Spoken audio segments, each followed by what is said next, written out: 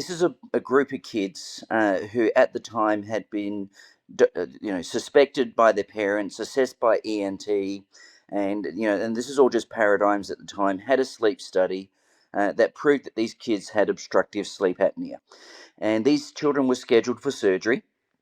But prior to that being done, these children were then sort of detoured via the psychiatry and psychology department of the hospital to have an appraisal based on the diagnostic criteria at the time for ADHD.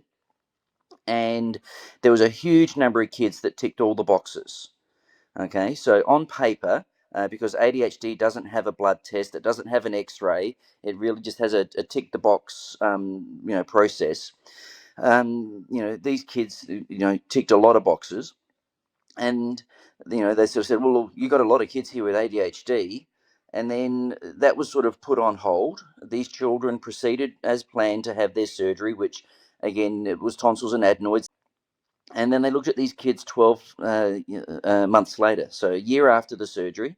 They basically did all the same testing for the ADHD, ticking the boxes, and in half of them, the ADHD was gone. Okay. What surgery does is it alleviates upper airway obstruction, improves breathing, and improves sleep.